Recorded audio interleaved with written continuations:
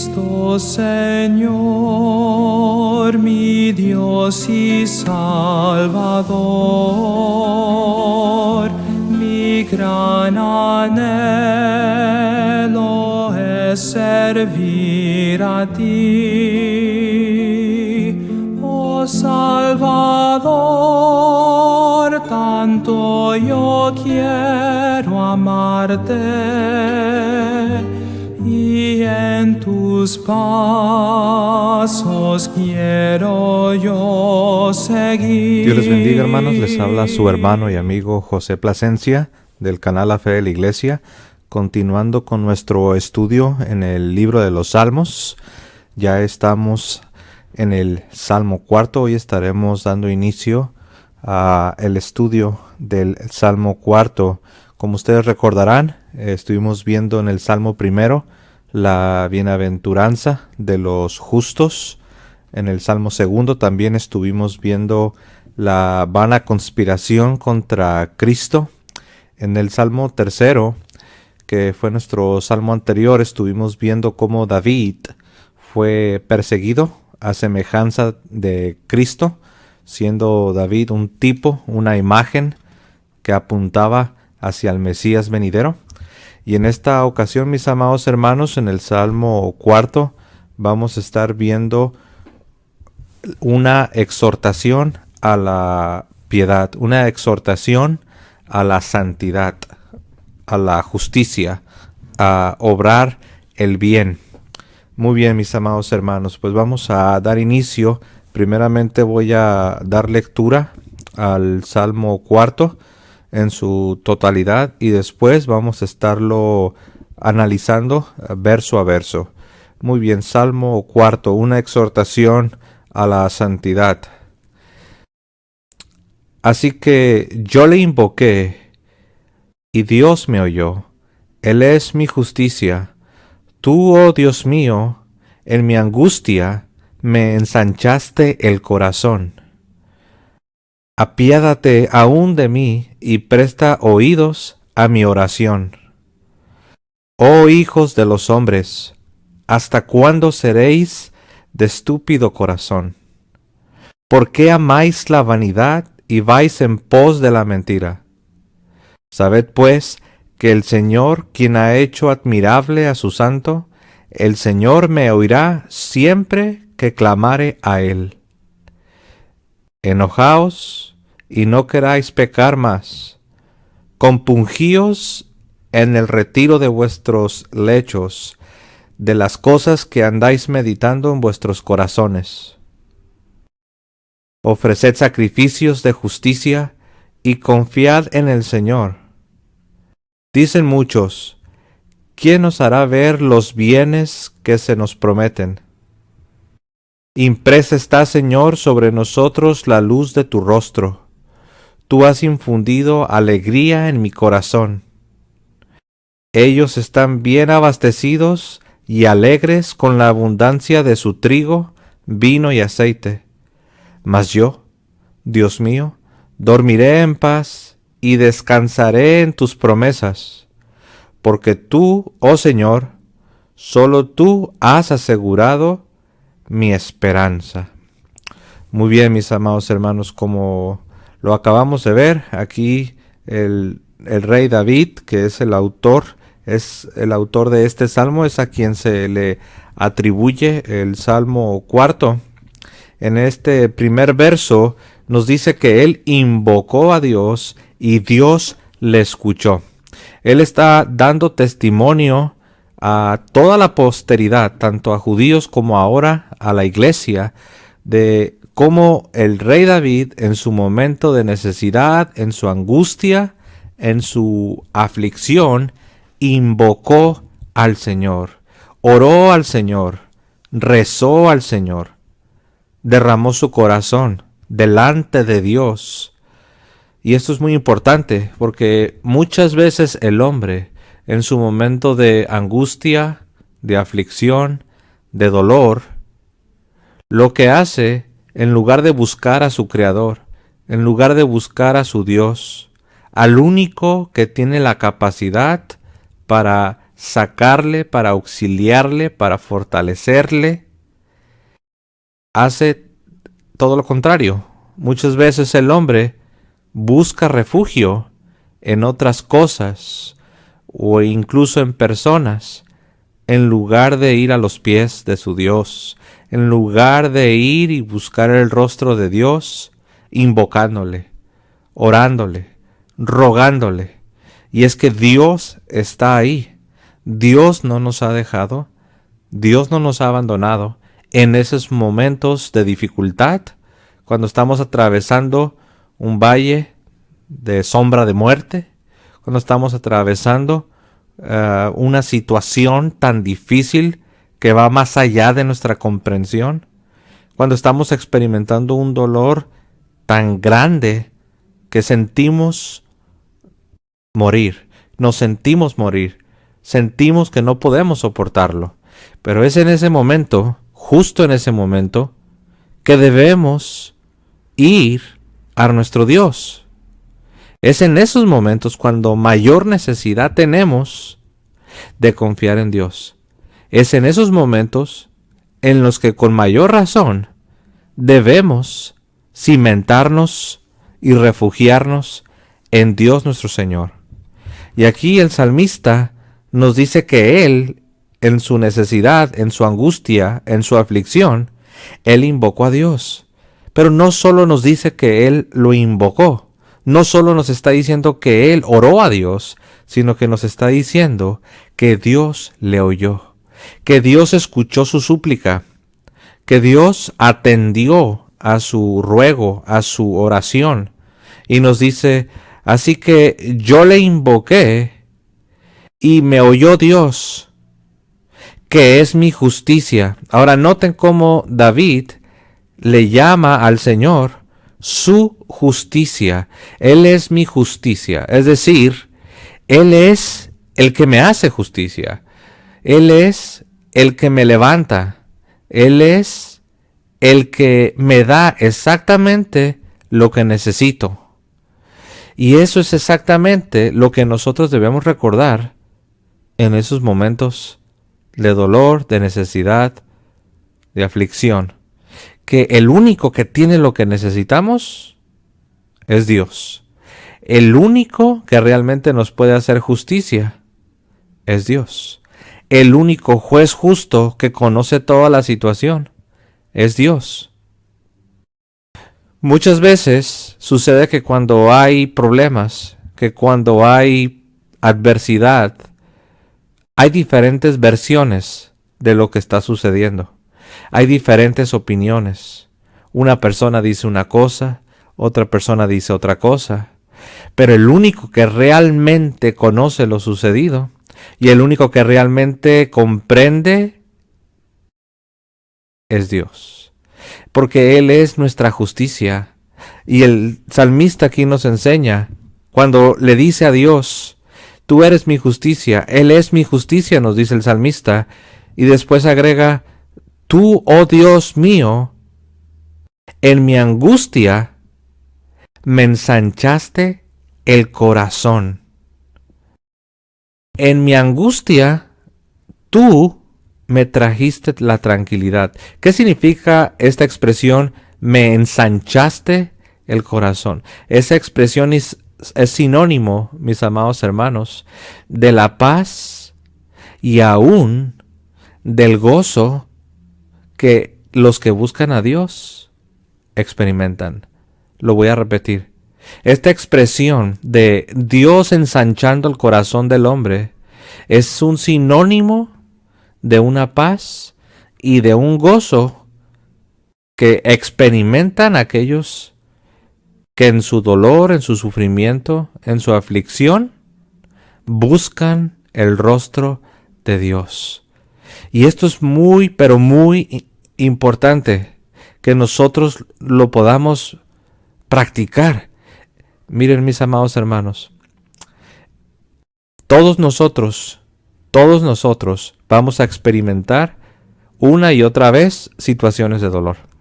Todos nosotros vamos a experimentar una y otra vez situaciones de confusión, situaciones de aflicción.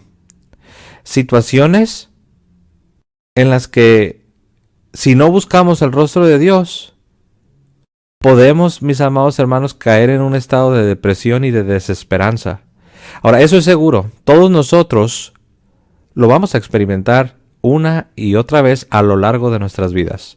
Alguien ha dicho que todos los seres humanos o estamos en medio de un problema, o estamos saliendo de un problema, o estamos a punto de entrar en un problema. Esto quizás puede sonar pesimista, pero es que la verdad es que no lo es. La vida entera es una prueba. La vida entera, con todas sus alegrías, con todos sus gozos, con todos sus placeres, con todas las bendiciones, bienes que Dios nos da en esta vida, pero con todo eso, mis amados hermanos, vista desde una perspectiva más amplia, la vida es una prueba. La vida verdaderamente se trata de ser purificados, si es que estamos haciendo la voluntad de Dios. Especialmente la vida del santo, la vida del justo, la vida de aquel que ha sido llamado a la santidad, es decir, la vida del cristiano. La vida del cristiano tiene que ser eso, tiene que ser una vida de prueba, porque se trata de una vida de purificación, de una vida que nos está llevando a la santidad.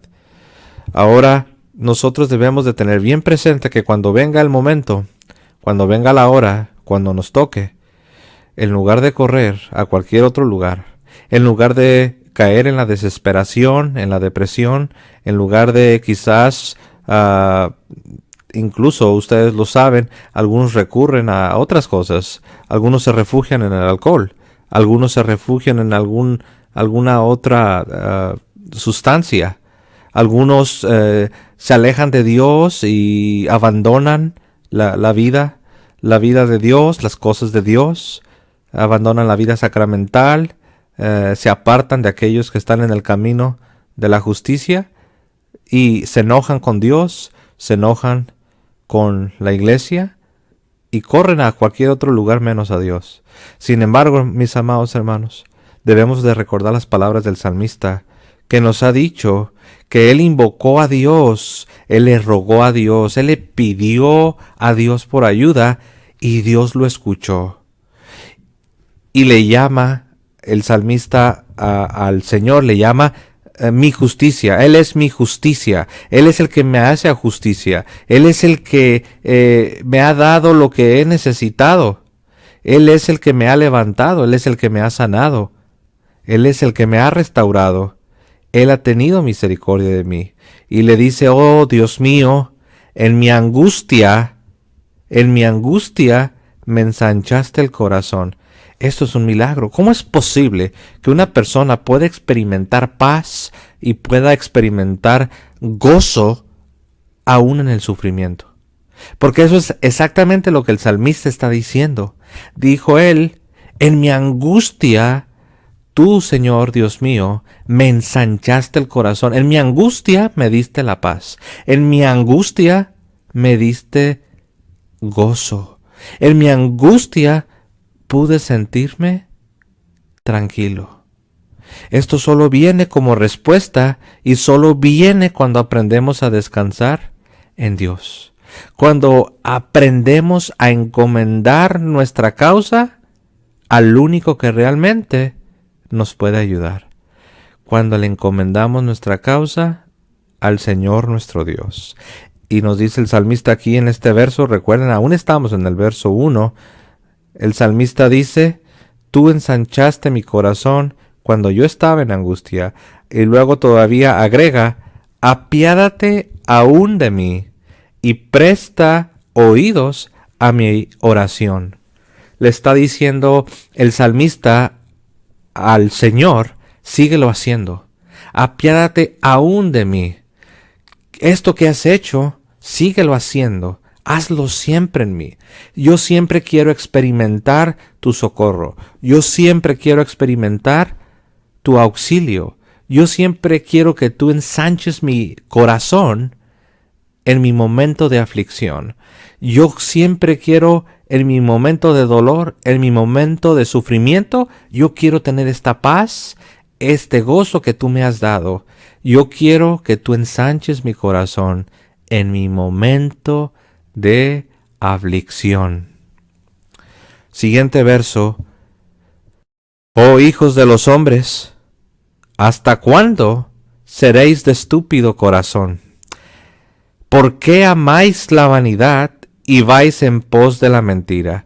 Aquí en este segundo verso pareciese que ya no es el salmista hablando, sino más bien ahora es el Señor haciendo una pregunta a los hombres que pareciese ser una reprensión. Dios está llamando la atención de aquellos que no lo están buscando. Dios está preguntando a aquellos que no están buscando el rostro de Dios. Y el Señor dice, oh hijos de los hombres, ¿hasta cuándo seréis de estúpido corazón? La palabra estúpido es sinónimo de necedad, un corazón necio, un corazón duro, un corazón de piedra, un corazón vano, un corazón superficial, un corazón que no ha aprendido a buscar el rostro de Dios. Y el Señor pregunta, oh hijos de los hombres, ¿hasta cuándo seréis de estúpido corazón? ¿Por qué amáis la vanidad y vais en pos de la mentira? El Señor pregunta, ¿cómo es posible que ustedes estén amando y aferrándose a las cosas vanas, a las cosas superficiales, a las cosas que están vacías, a las cosas temporales, a las cosas de este mundo, a las cosas que al final del día no podrás llevártelas, a las cosas que al final del día se te van a escapar de las manos, a las cosas que realmente no te llenarán? ¿Hasta cuándo, hijos de los hombres? ¿Hasta cuándo, hijos de los hombres? Dice aquí, seréis de estúpido corazón, de un corazón necio, de un corazón duro. ¿Hasta cuándo se te quitará la dureza de corazón? ¿Hasta cuándo desistirás? ¿Hasta cuándo amarás la vanidad? De hecho, esa es la siguiente pregunta. Dice, ¿hasta cuándo seréis de estúpido corazón? ¿Por qué amáis la vanidad y vais en pos de la mentira? Dice el Señor, ¿por qué amas lo vano? ¿Hasta cuándo vas a abrir los ojos? ¿Por qué estás siguiendo cosas vanas? Dice, ¿por qué amáis la mentira? Lo que no es verdadero, lo que no es duradero, lo que no es eterno, lo que no es para tu bien, lo que no te ayuda. Estás amando lo que te está destruyendo. Y eso es exactamente la naturaleza del pecado. El pecado es engañoso. El pecado seduce a las personas. El pecado engaña a las personas. Y muchos hombres están haciendo exactamente eso. Están siguiendo el pecado, están amando el pecado sin darse cuenta que ese mismo pecado que aman y siguen y lo apapachan y lo practican y se deleitan en él, ese mismo pecado los está destruyendo, les está carcomiendo el corazón, les está carcomiendo su misma alma. Por eso Dios le llama a todo ello cosas vanas, mentira, una ilusión. Hay quienes persiguen una ilusión, como aquella persona que ya está en un estado de deshidratación en el desierto, horas y horas caminando, sin poder beber agua, bajo los efectos del sol, y ya está en un estado de deshidratación. Se dice que hay quienes alucinan, hay quienes ven a lo lejos un oasis, hay quienes se imaginan que hay un oasis y caminan hacia este oasis. Caminan y caminan viendo este oasis. Estamos hablando de las personas que caminando en un desierto, estando ya en un estado de deshidratación, en un estado de insolación, ven a lo lejos un oasis y empiezan a dirigir sus pasos hacia el oasis. La gran desilusión se la llevan cuando al llegar al supuesto oasis estiran la mano solo para agarrar aire. No hay nada. Era una ilusión. Todo ese tiempo estuvieron viendo y siguiendo y persiguiendo algo que no era real. Y esa es exactamente la naturaleza del pecado. Es algo vano, es un engaño, es una mentira. Y eso es lo que dice el Señor. ¿Hasta cuándo, oh hijos de los hombres, hasta cuándo seréis de estúpido corazón? ¿Por qué amáis la vanidad y vais en pos de la mentira? Siguiente verso. Sabed pues que es el Señor quien ha hecho admirable a su santo, y el Señor me oirá siempre que clamare a él. Está diciendo aquí el salmista, miren, ustedes deben saber que el Señor siempre estará atento a mi oración, y esa es exactamente la invitación para todos. Dios quiere que nosotros lo busquemos siempre a Él, porque el Señor está ahí y va a estar ahí para socorrernos, para darnos exactamente lo que necesitamos. Siguiente verso dice, enojaos y no queráis pecar. Enojaos, pero no pequéis. Enojaos y no querráis pecar. Mas compungíos en el retiro de vuestros lechos, de las cosas que andáis meditando en vuestros corazones. Aquí el salmista dice, enójense, pero no pequen. Compungíos en el retiro de vuestros lechos. ¿Qué significa esto? Compungíos en el retiro de vuestros lechos. Es decir, estando en nuestra habitación al final del día, en nuestro lecho, en nuestra cama, en el lugar donde nos vamos al final del día, dice compungíos. La palabra compungirse, significa humillarnos. Significa un quebrantamiento de corazón, un reconocer nuestras fallas, un reconocer nuestros pecados, un reconocer nuestras manchas, nuestras debilidades. Es humillarnos y tener un corazón contrito, quebrantado, humillado delante de Dios. Al final del día, de hecho, en las órdenes religiosas, en los monasterios, a los religiosos, a los monjes, siempre se les ha dado esta recomendación. Al inicio del día, proponer, al inicio del día, trazarse las metas a donde se quiere llegar para crecer en santidad y en virtudes, proponerse metas, pero al final del día, estando ya en tu lecho, en tu cama, se recomienda examinar tu corazón. ¿Cómo estuvo tu día? ¿Qué hiciste en tu día? ¿Qué cosas hablaste? ¿Qué cosas pensaste? ¿Qué cosas hiciste? ¿Qué cosas no hiciste? ¿Qué cosas no hablaste? ¿Qué cosas no pensaste? Examina tu corazón. Y examínalo con un propósito en mente. Con el propósito de enmendar tu vida, con el propósito de enmendar todo lo que sea necesario enmendar, con el propósito de cambiar todo lo que sea necesario cambiar. Por eso nos dice el salmista, retiraos en el retiro de vuestros lechos, compungíos en el retiro de vuestros lechos, de las cosas que andáis meditando en vuestros corazones. Muchas veces divagamos, muchas veces pensamos y hablamos y meditamos cosas que no agradan a Dios, cosas que no nos ayudan a crecer en santidad, que no nos ayudan a alcanzar las virtudes cristianas. Y debemos nosotros buscar el arrepentimiento, debemos rogar a Dios que nos ayude a ser purgados, a ser purificados, que nos ayude a abandonar lo que debemos abandonar, que nos ayude a progresar, que nos ayude a crecer en santidad y en virtudes. Siguiente verso. Ofreced sacrificios de justicia y confiad en el Señor. Esa expresión, ofreced sacrificios de justicia, mis hermanos, significa hacer el bien. hacer la voluntad de Dios, practicar las buenas obras de caridad, practicar las obras de misericordia, hacer el bien. Y esto implica sacrificio.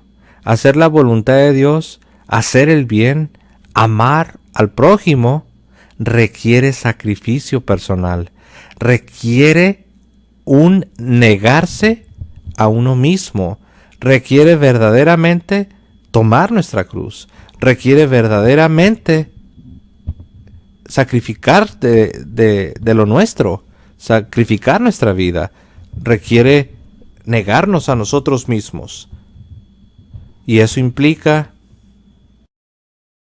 sacrificar nuestro tiempo, sacrificar nuestros recursos, sacrificar nuestro dinero, sacrificar nuestro placer. Realmente requiere sacrificio. Y a estos sacrificios se les llama sacrificios de justicia. Son cosas que se hacen, son decisiones que se toman para poder hacer el bien, para poder suplir la necesidad de otro ser humano, para poder hacer algo por otra persona que lo necesita. Sacrificios de justicia. Y eso es exactamente lo que encontramos aquí. El salmista en el verso 5 dice: ofreced sacrificios de justicia y confiad en el Señor. Ahora, esta segunda parte, y confiad en el Señor, es muy importante, porque es posible y existe el peligro de hacer el bien, pero sentirse orgulloso de haber hecho el bien. Es posible hacer cosas buenas, pero vanagloriarse. Es posible hacer el bien y estarnos sintiendo como que somos superiores a los demás, como que nosotros por nosotros mismos somos mejores que los demás. Pero por eso el salmista en este verso 5 nos dice: ofreced sacrificios de justicia y confiad en el Señor. Es decir, haz lo bueno, haz el bien sin mirar a quién, pero no te sientas orgulloso de haber hecho el bien. Confía en el Señor. Haz el bien, pero reconoce que lo que has hecho, lo has hecho ayudado de la gracia de Dios. Que lo que has hecho no te hace ni mejor ni superior. Que lo que has hecho solo ha sido posible por la gracia de Dios. Haz el bien, pero no te vanagloríes. Haz el bien, pero no esperes ser reconocido y ser aplaudido. Haz el bien, pero no le pongas tu autógrafo a todo lo que haces. Haz el bien, pero no quieras ponerle tu firma a todo lo que haces. Que quede anónimo. Hazlo para Dios. Dios lo ve. Dios te lo va a reconocer.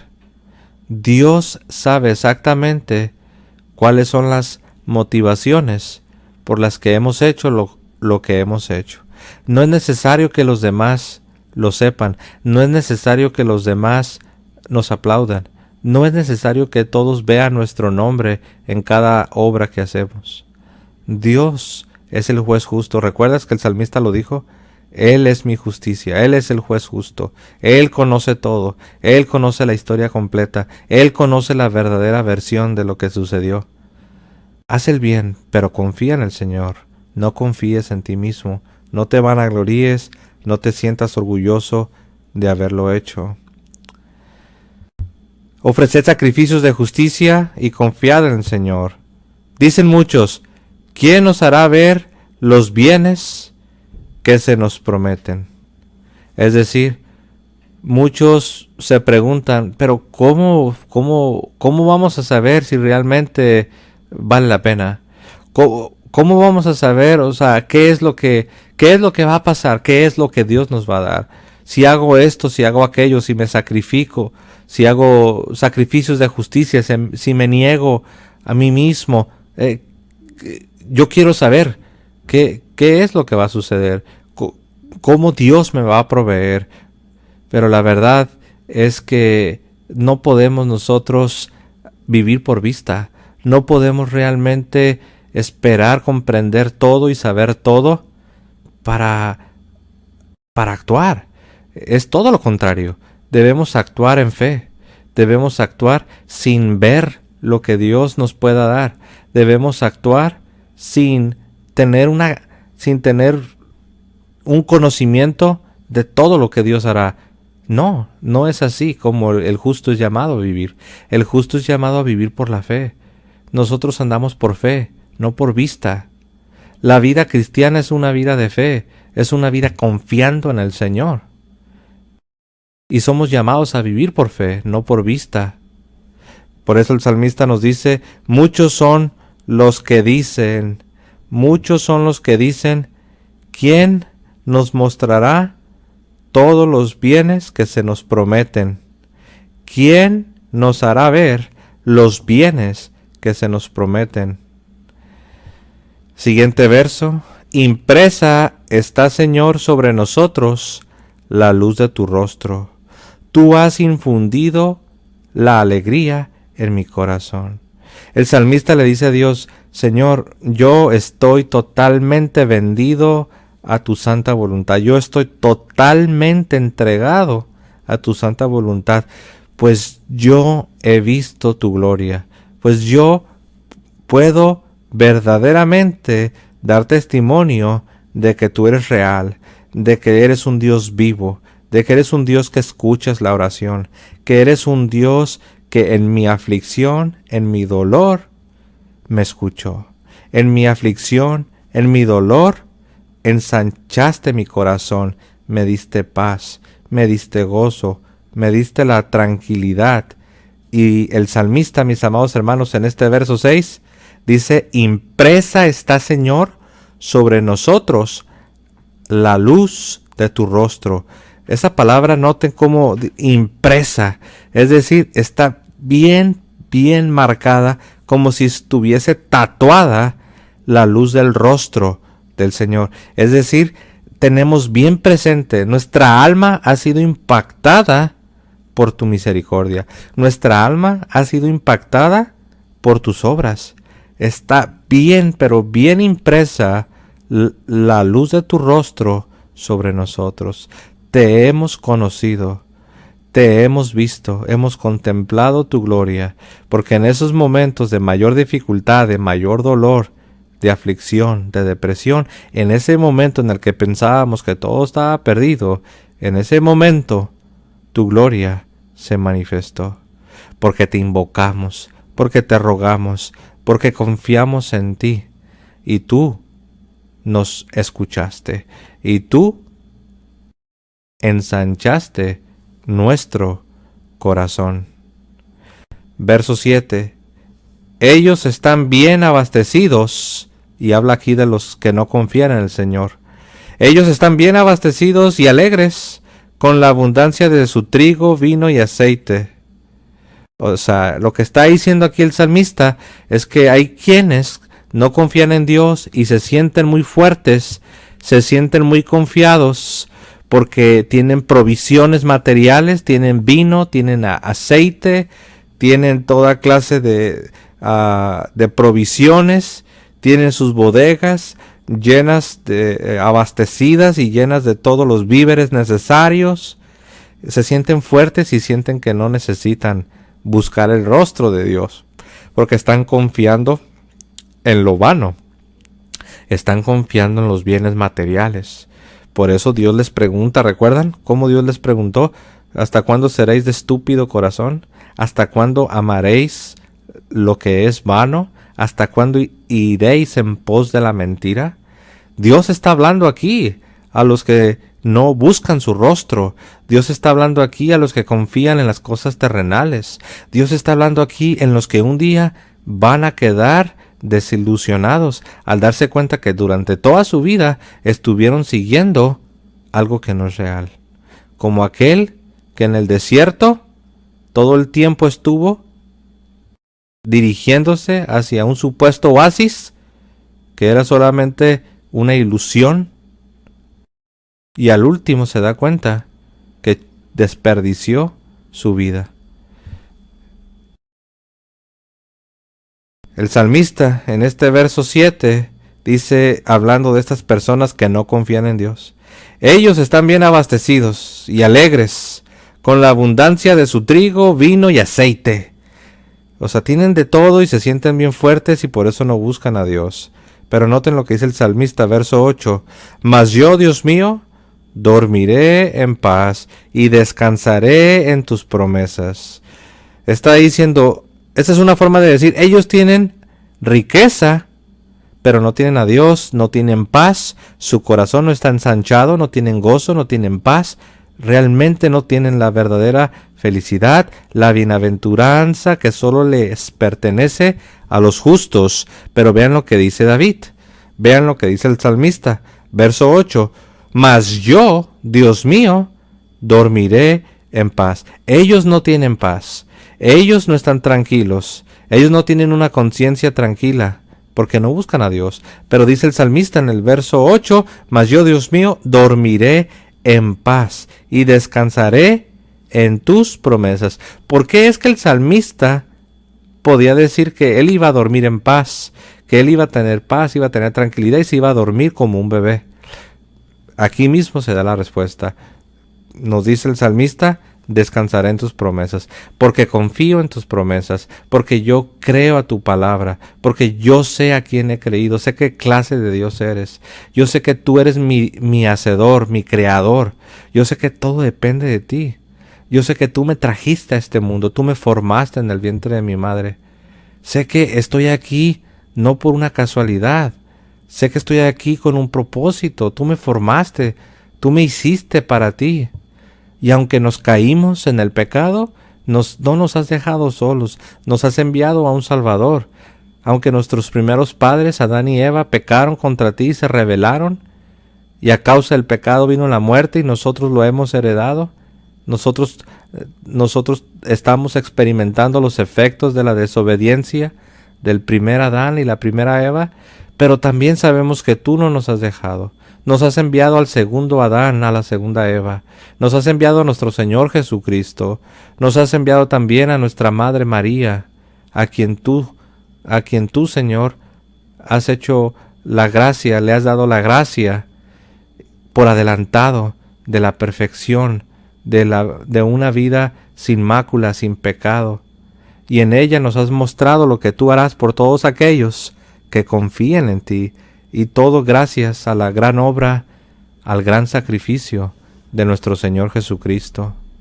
Mis amados hermanos, el salmista dice, mas yo, Dios mío, dormiré en paz y descansaré en tus promesas.